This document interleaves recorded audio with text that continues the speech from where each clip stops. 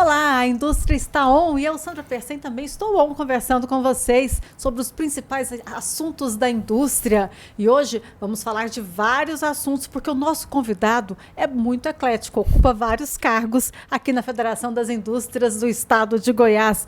Nós estamos recebendo o vice-presidente da FIEG, diretor-geral do IEL, presidente do Conselho Temático do Meio Ambiente e Sustentabilidade da FIEG, Flávio Rassi. Olá, Flávio, tudo bem? Olá, Sandra, tudo bem? É um prazer estar aqui contigo. Fico feliz aí, viu? Porque tem muita coisa aí que é cargo, mas a maioria é encargo, viu, Sandra? A gente sempre brinca com isso. São encargos, são funções, são responsabilidades. Exatamente, mas a gente tenta fazer o melhor em cada uma delas para retribuir um pouco para a sociedade aquilo que a gente recebe, né, Sandra? E o que a gente percebe é que esses assuntos eles estão evoluindo muito, porque são pastas importantes, meio ambiente, estágio, esse início da profissionalização do jovem, né? Essa porta de entrada. Agora a gente vai falar sobre tudo isso daqui a pouquinho, no rápido intervalo. É só rodar a vinheta, não é nem intervalo. Só rodar a vinheta, a gente já volta.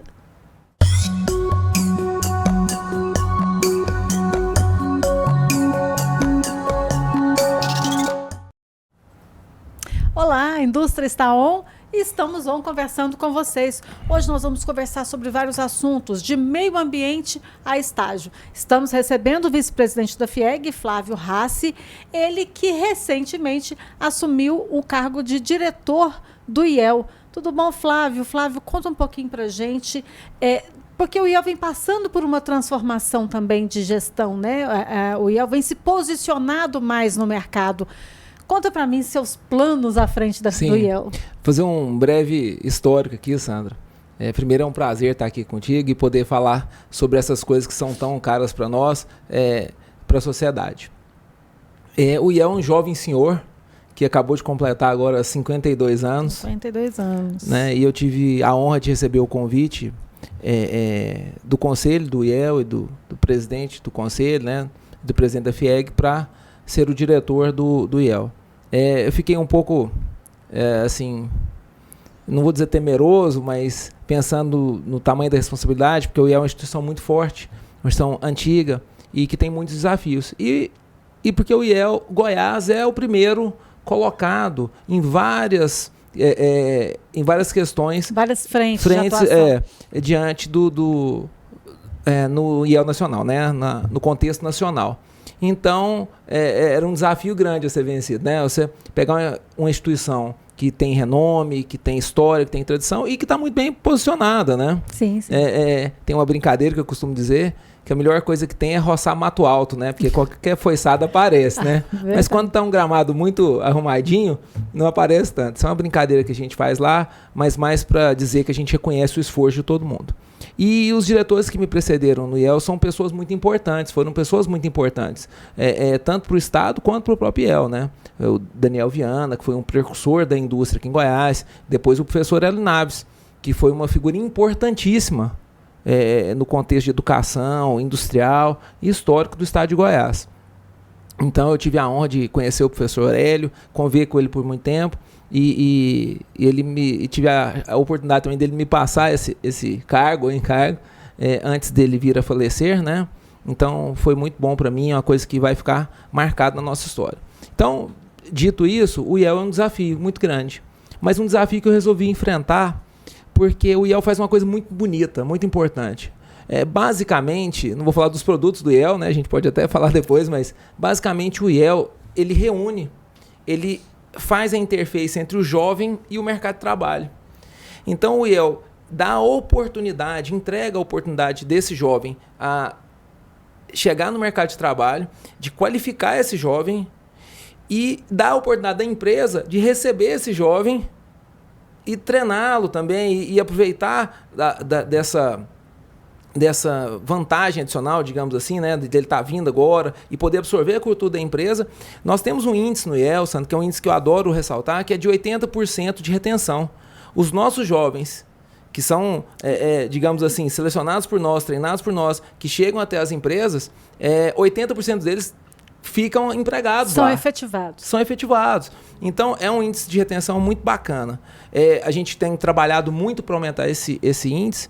Então, agora, com 52 anos de história, eu pensei, o que nós vamos fazer lá? Então, junto com a equipe de direção do IEL, com o Humberto, que é o superintendente, toda a diretoria do IEL, nós pensamos, gente, vamos começar do zero aqui, vamos aproveitar tudo que a gente tem de bom e vamos reforçar o que a gente tem de bom, claro, e vamos tentar melhorar os nossos pontos fracos. Então, vamos começar de novo, vamos entender o IEL, como é que ele é e como que o IEL vai ser daqui a 2, 5, 10, 20 anos. Porque nós temos enfrentado mudanças muito rápidas no mercado de trabalho, nas profissões, nos anseios dos jovens. A gente tem focado muito em entender o que o jovem quer, o que ele deseja.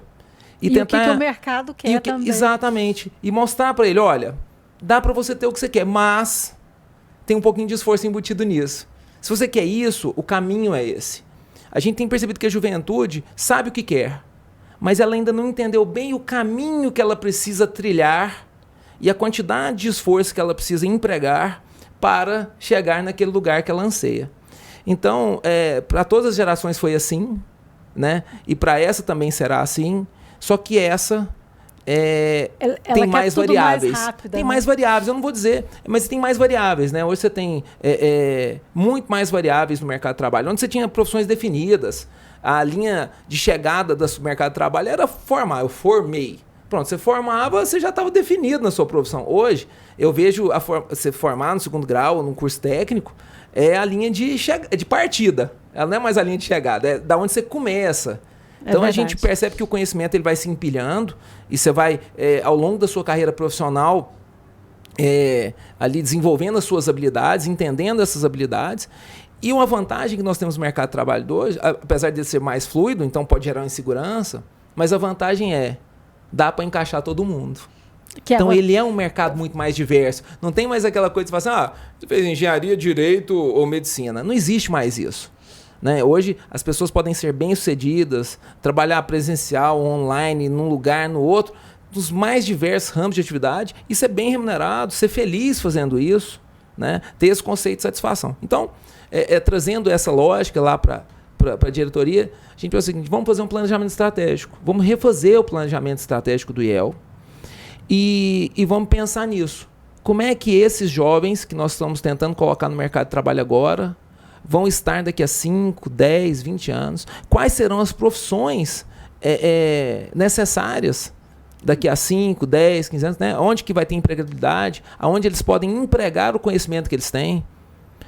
E isso tem sido um grande desafio para nós, né? Porque não deixa de ser um exercício de futurologia, assim, mas a gente tem as tendências, né? Isso carece de muito estudo, né? De muita perseverança para a gente chegar nisso.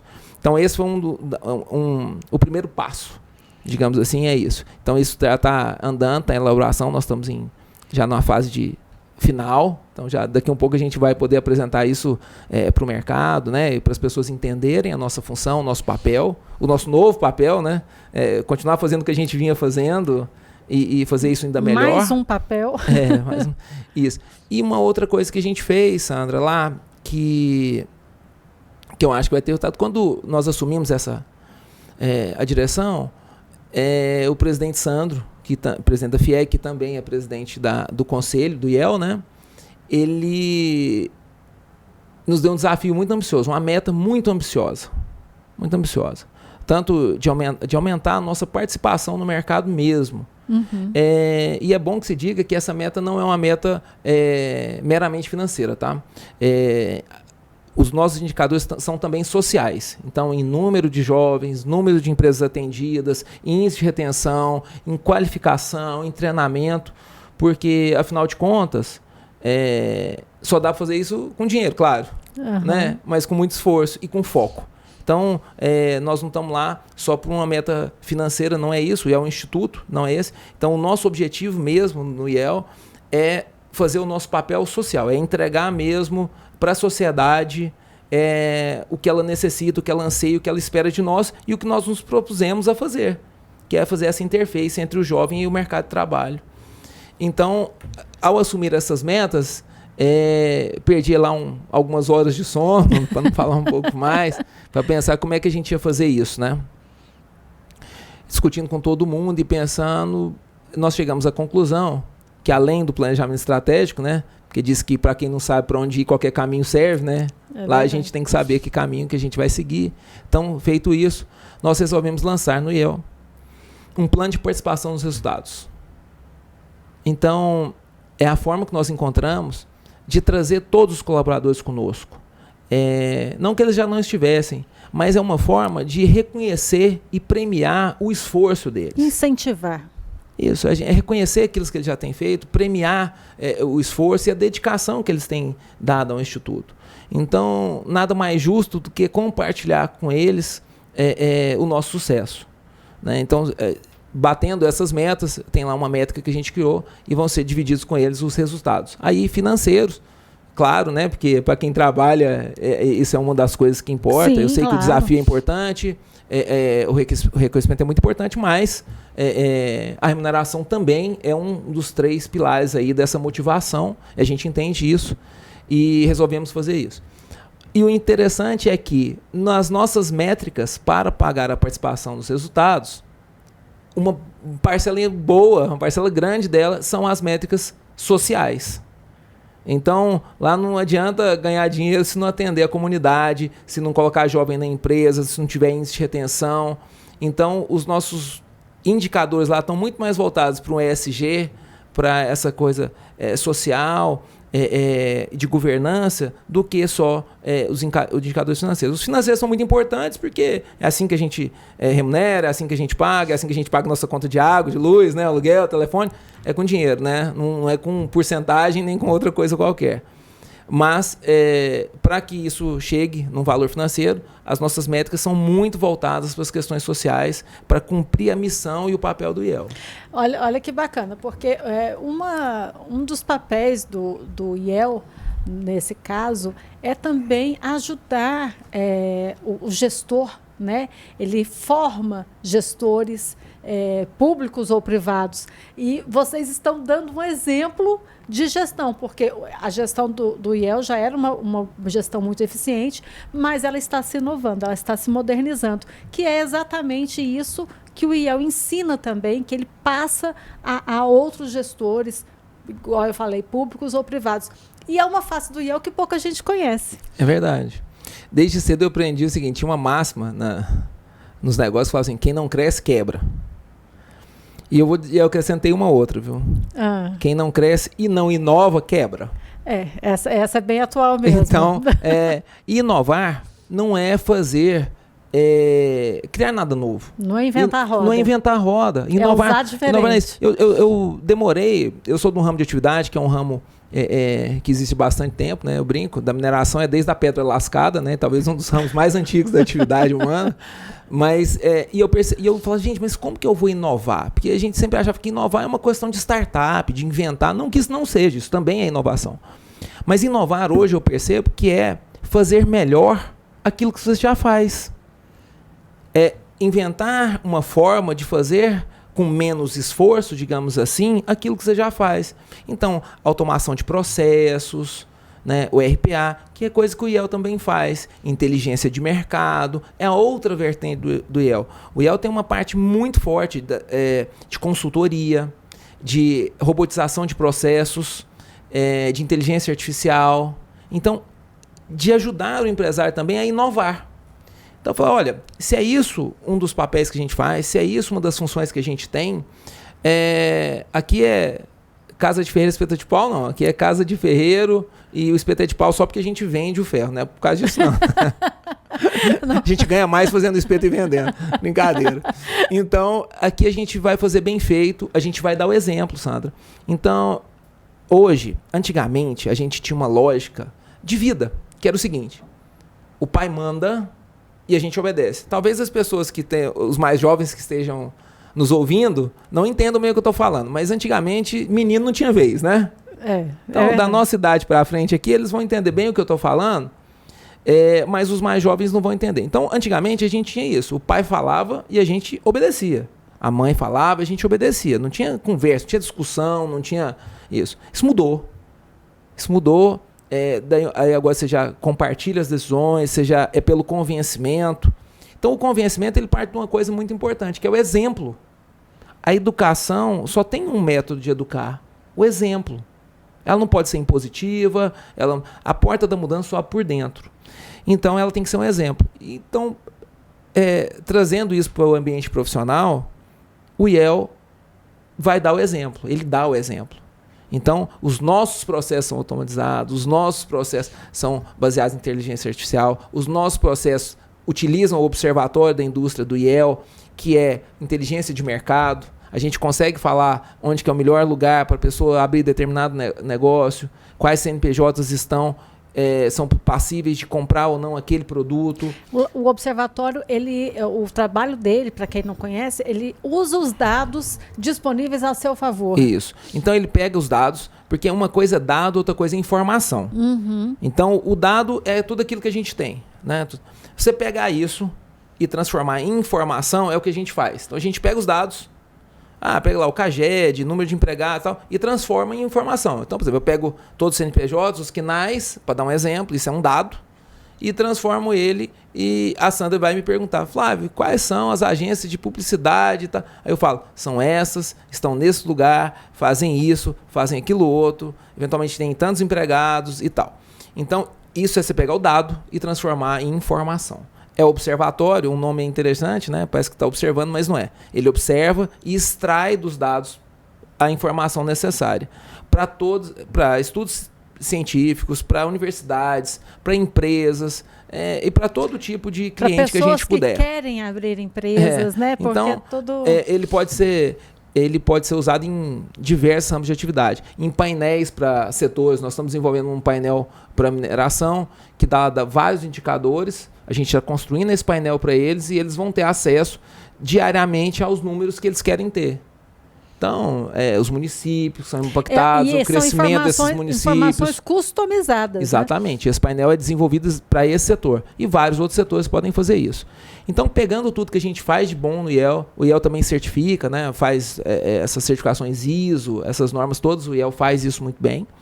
Então, pegando tudo isso, a gente deu uma olhada para dentro de casa e falou assim, gente, a gente faz bem feito isso, vamos mostrar para o mercado que a gente faz isso muito bem feito e vamos dar o exemplo, Sandra. Então, o plano de participação dos resultados é uma forma de dar o exemplo, de mostrar que eu entendo isso como uma forma moderna de gestão no momento que você entende que são as pessoas que constroem o negócio. Não é um negócio que constrói as pessoas. Eu sempre tenho dito isso, negócio é feito de pessoas.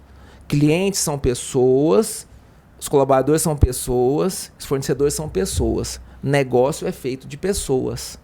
Então nós temos que entender como lidar melhor com as pessoas. Nas nossas relações. Então, é nesse intuito que a gente resolveu reconhecer o trabalho dessas pessoas e trazer eles juntos, ombrear junto, para dar o resultado que a sociedade espera. É o ganha-ganha, todo mundo ganha.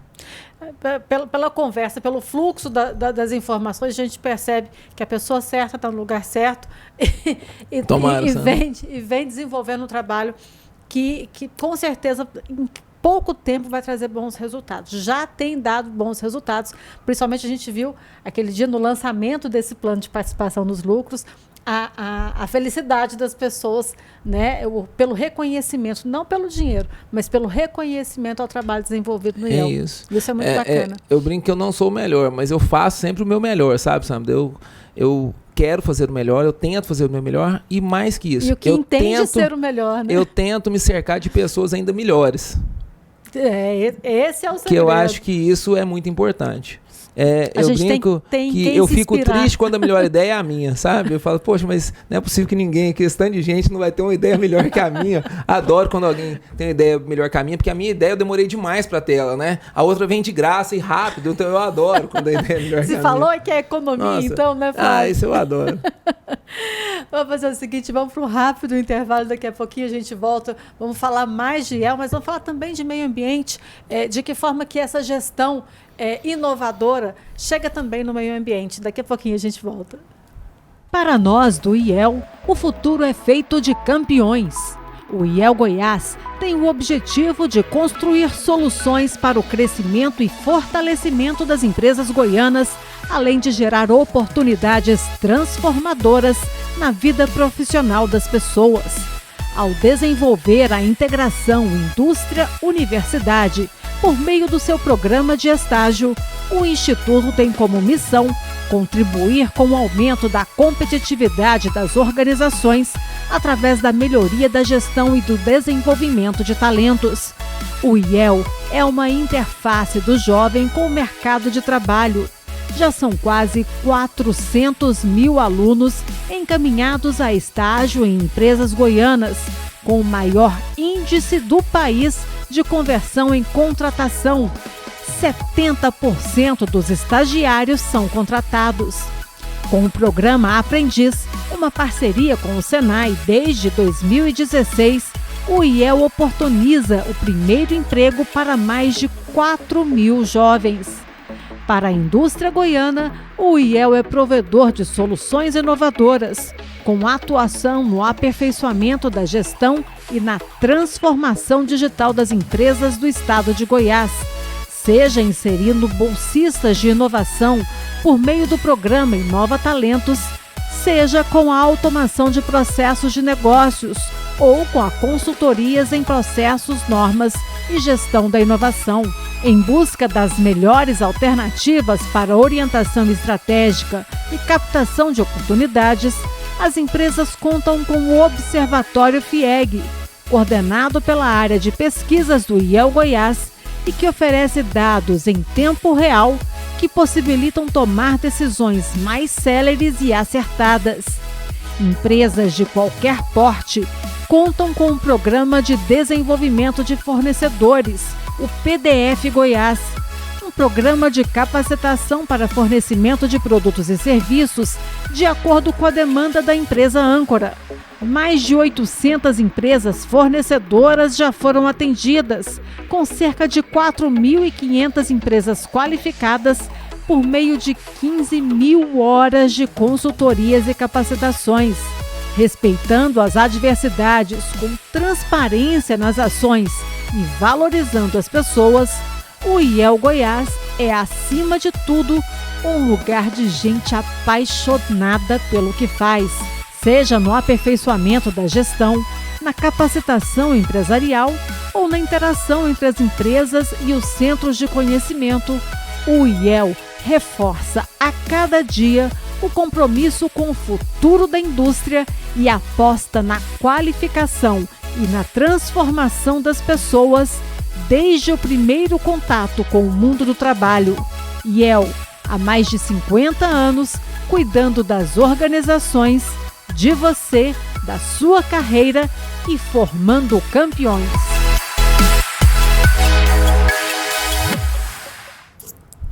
Estamos de volta, a indústria está on e eu, Sandra Pecém, também estou on conversando com vocês, conversando também com o vice-presidente da FIEG, Flávio Rassi, que também é diretor-geral do IEL e presidente do Conselho Temático de Meio Ambiente e Sustentabilidade. Nós estamos pelo YouTube, no canal do YouTube da FIEG e também no seu principal tocador de podcast, o tocador de podcast preferido, seja o Spotify ou qualquer outro que você preferir. Gostou? Deixa um like, dê sua sugestão, converse com a gente, sugira novos programas, o que você quer ver, ou se tem alguma dúvida sobre o que a gente está conversando aqui agora também, pode colocar aí, que eu coloco para o Flávio responde para você.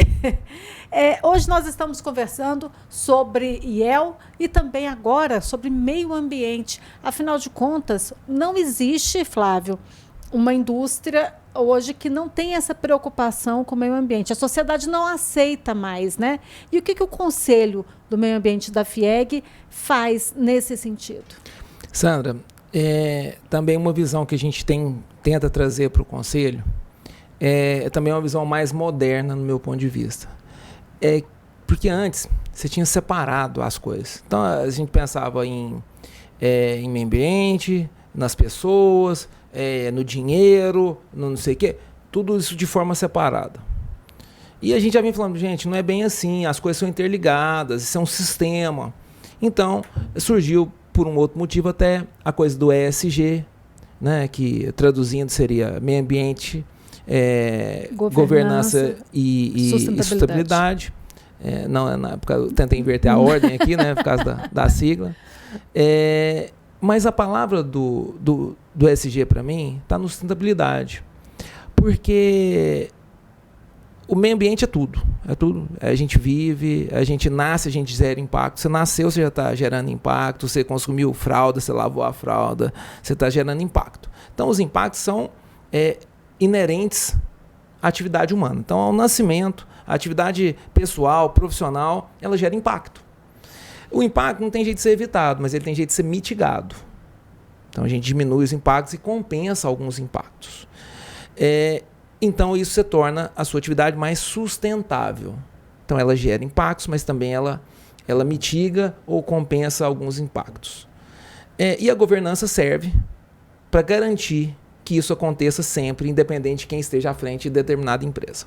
Bom, então essa é a visão que a gente quer trazer para o Conselho. Mostrar para as empresas que ser sustentável é possível, que é bacana, que dá dinheiro, que você não vai pagar mais por isso, que você não vai fazer nada pior por isso. Que agrega valor à marca. Você vai agregar valor à sua marca, ao seu negócio, né? Você vai ser reconhecido e mostrar para a sociedade também que vale a pena consumir de empresas que façam a coisa do jeito certo. Porque não adianta o empresário se desdobrar, correr risco para inovar, para fazer as coisas do jeito certo, se a sociedade não reconhece isso como um valor. E não estou dizendo nem só de um valor financeiro, estou dizendo de um valor social mesmo. Então, eu prefiro aquela marca que tem o mesmo preço, um pouquinho mais, mas que faz as coisas do jeito certo do que aquela outra. Porque senão a própria sociedade incentiva uma concorrência desleal. Porque ao passo que você não tem que se preocupar com aquilo, não tem os custos para fazer aquilo, e vende o seu produto pelo mesmo preço, você está tendo uma margem maior, então você está incentivando aquele que não faz da forma correta. Então, aqui na FIEG a gente tem uma máxima, um lema, que a gente não defende coisa errada, de forma alguma.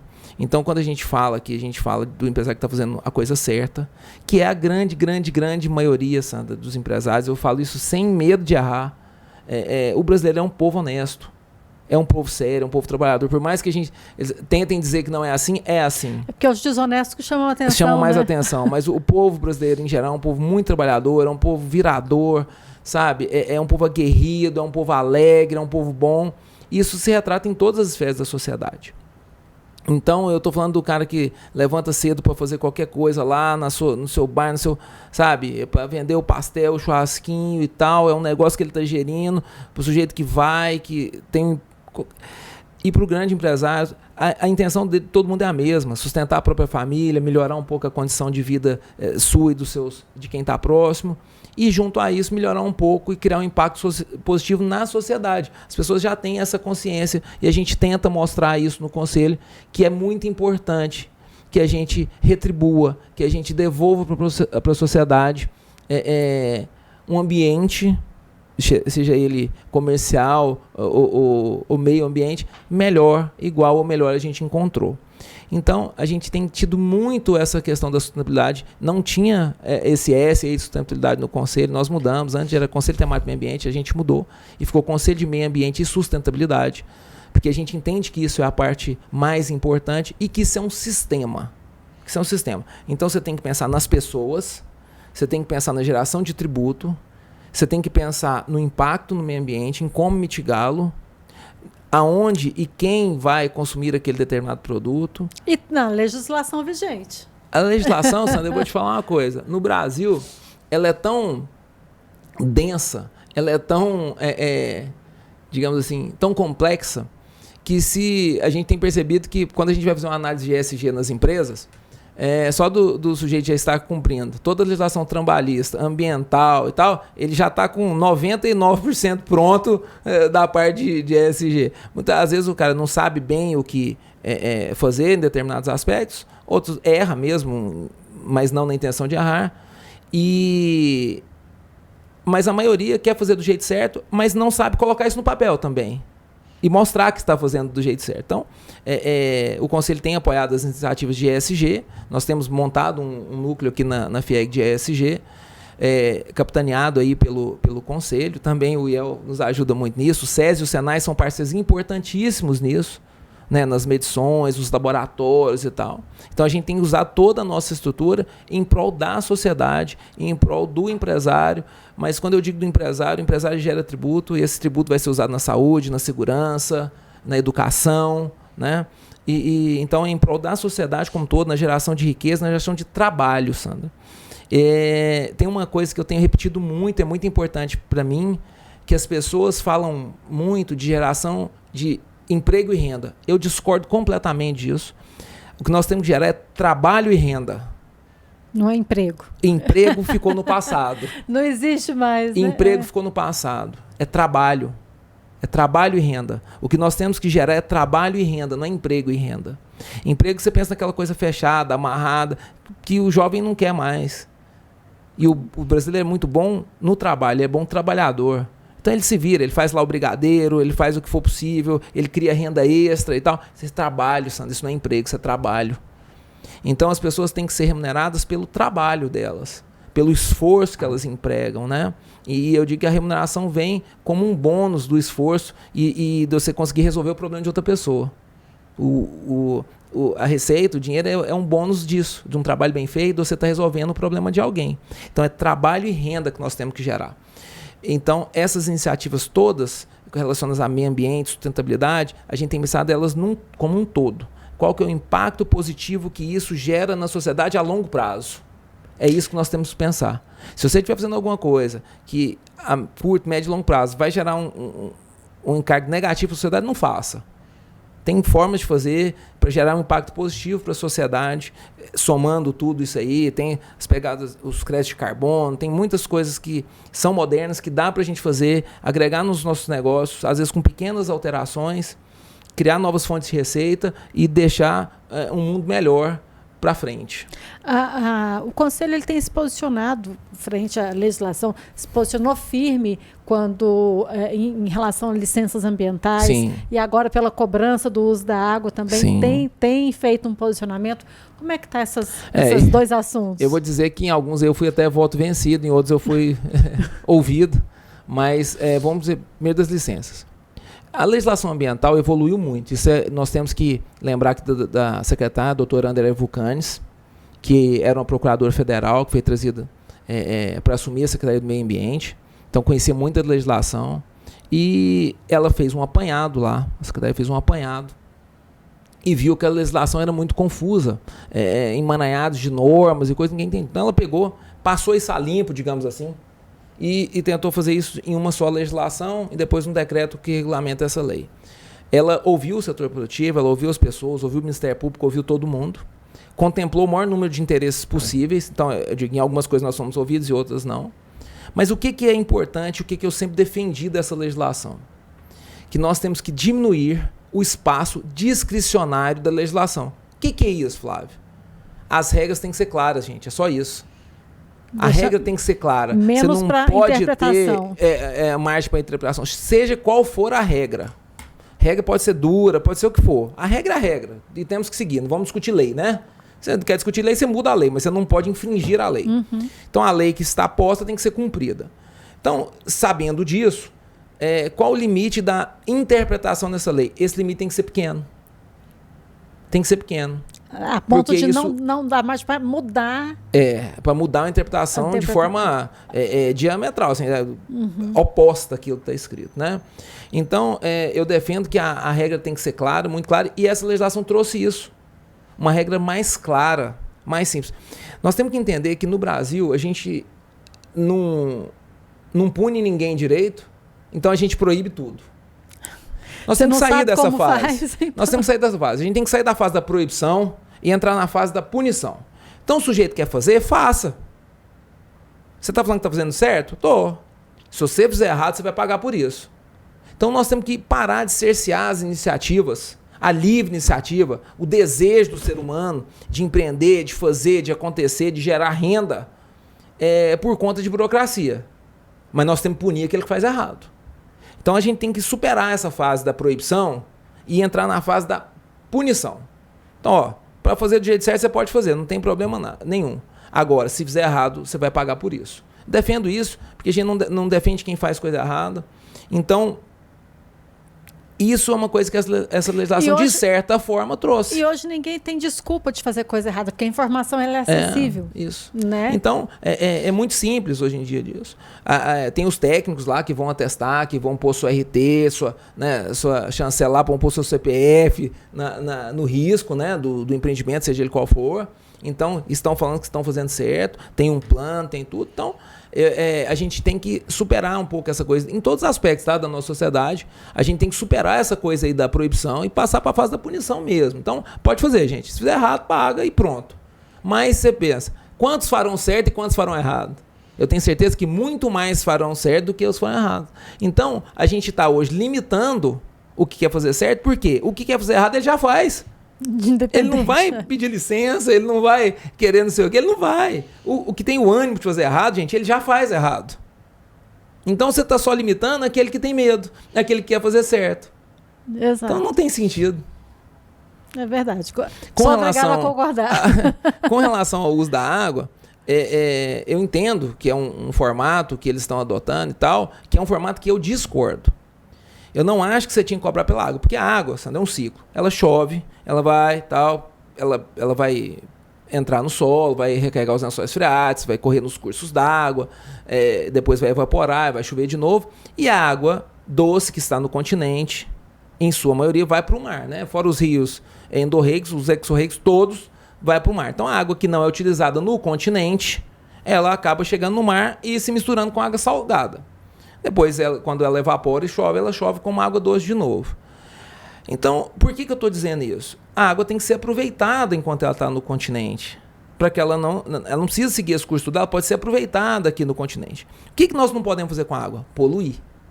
Principalmente com metais pesados, com aquelas coisas que não tem jeito. Você vai inutilizar aquele volume d'água quando você usa lá um mercúrio, alguma coisa assim. Mas fora isso, você consegue tratar a água. Então, eu sempre defendi uma cobrança pelo uso, não. Uma cobrança pelo que você devolve de água. Então, você capta um tanto de água, aí você usa no seu processo produtivo e você tinha que pagar pela qualidade de água que você devolve no leito do rio. Porque você pensa o seguinte, hoje tem métodos tão modernos de tratamento, que o cara vai colher uma água e ele vai eventualmente devolver ela para o curso da água melhor do que ele captou. Esse cara tem que pagar? Não, ele tinha que receber, ele está fazendo tratamento da água. É verdade. E isso incentivar com que as pessoas, os empresários, tratassem melhor o que sai do seu processo produtivo, né? Então, eu sempre defendi que a cobrança tinha que ser pela qualidade do efluente. Que cai no mesmo princípio de você beneficiar alguma o coisa. trabalho. Você está beneficiando a água. Então, você está tirando aquelas impurezas e o seu efluente é melhor do que foi. Então, eu não acho que tinha que ser pelo uso. Porque pelo uso, a gente acaba a gente perde um diferencial competitivo muito importante, Sandra. A gente exporta grão. Grão tem água. Então, eu estou encarecendo o custo do produto aqui e perdendo competitividade no mercado externo. Estou exportando água. Eu estou pagando por isso. Então, a minha margem diminui, a minha competitividade diminui. E o Brasil está perdendo um diferencial competitivo que ele tem, que é esse grande volume de água potável.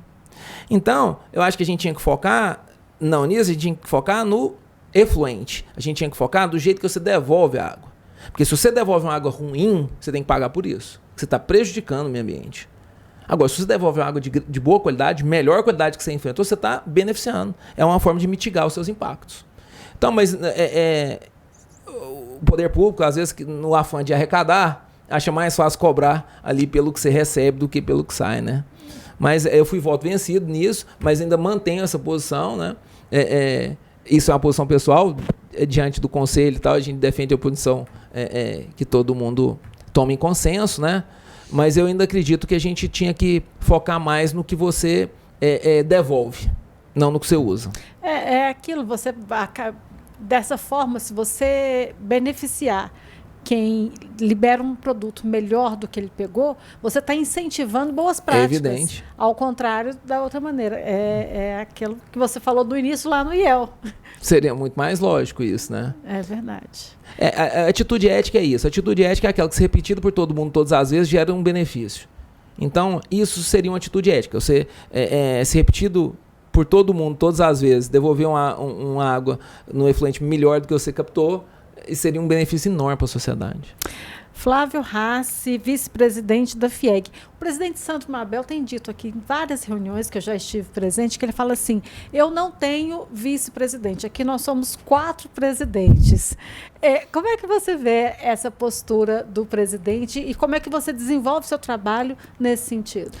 Esse é um jeito bonito do presidente Sandro falar, pra gente carregar o piano, né? Sabe o jeito pra carregar o piano? Dividir então, o trabalho. Você tem que motivar a pessoa, né? Porque ela não vai querer pegar o piano sozinha e carregar. Ela, não, vem cá, me ajuda aqui, tá levinho. Então é um jeito muito bonito dele falar isso. Brincadeiras à parte, nós temos que realmente admitir isso. O presidente Sandro, ele é um grande líder, é um grande empresário, não está onde está e nem chegou onde chegou por sorte. Foi mérito, trabalho, disposição, esforço empregado. É um grande exemplo para todos nós. Acho que todo mundo aqui tem essa impressão que na convivência a gente percebe que ele realmente é uma pessoa que entrega o que ele promete, ele entrega resultado, ele cobra, ele é incisivo e ele sempre quer fazer melhor. Até naquilo que ele talvez nem precisasse, mas ele se empenha e faz. Porque eu brinco, não estou diminuindo, nem aumentando nada, que vice-presidente não é cargo, né? Não é nada. O vice-presidente só faz o que o presidente pede para ele fazer. Na falta do presidente, o vice-presidente vira presidente, aí sim ele... Então, o vice-presidente não é cargo, eu brinco com isso.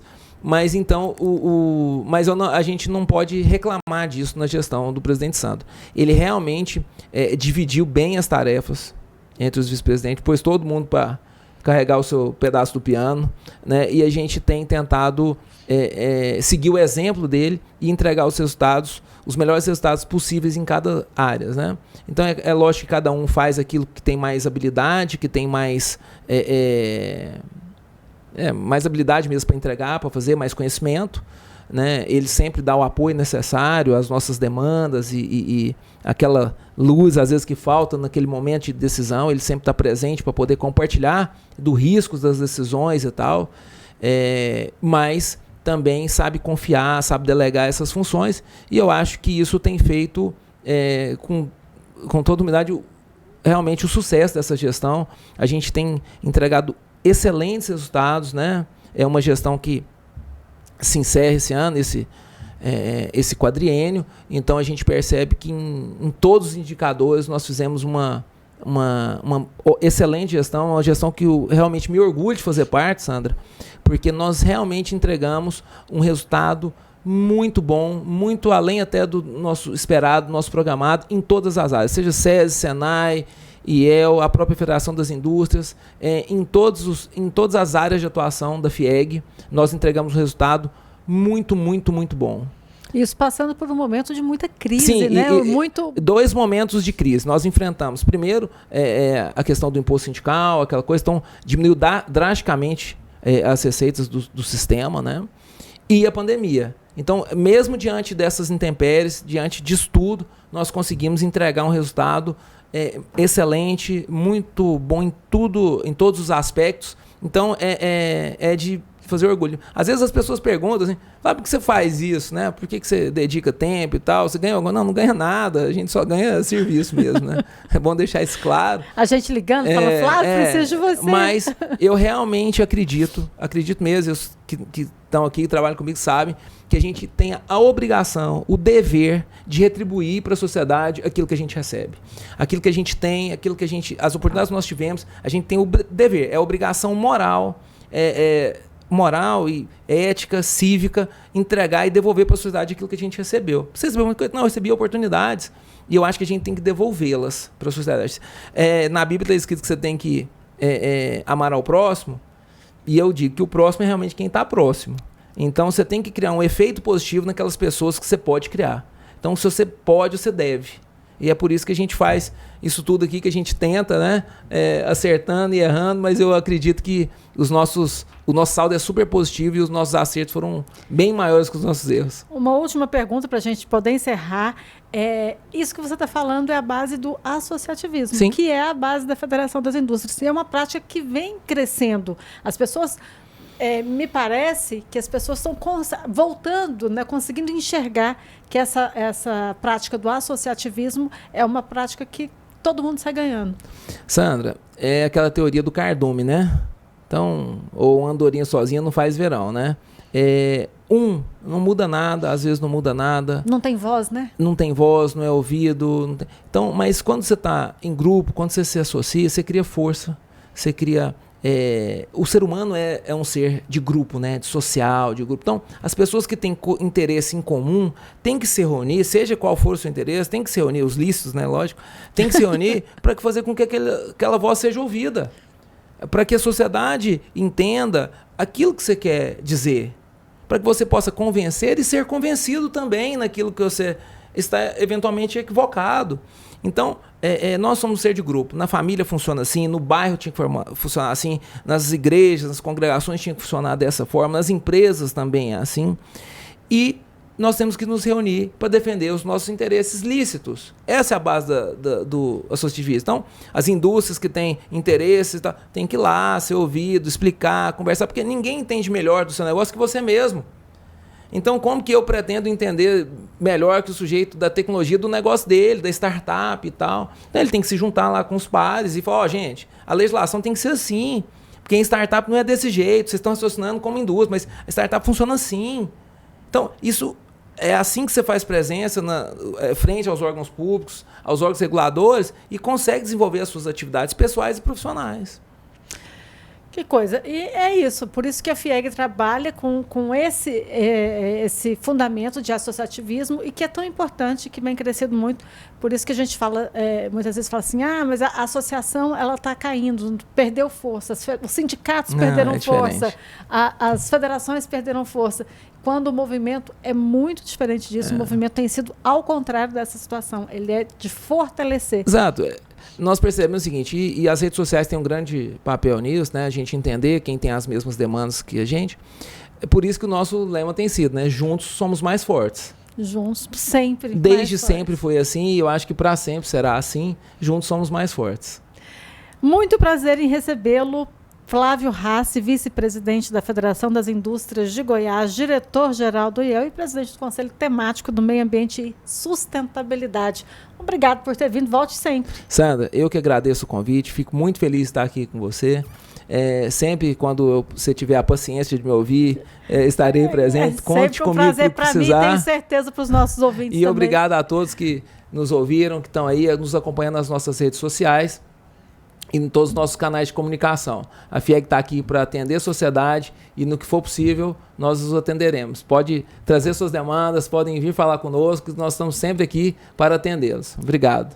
Sempre de portas abertas. E a indústria está on também. A FIEG está on, a indústria está on. Nós estamos on aqui à disposição para conversar com você. Dê seu recado, sua sugestão, ouça o nosso podcast, compartilhe e dê a sua sugestão. O que você quer ver aqui no próximo programa?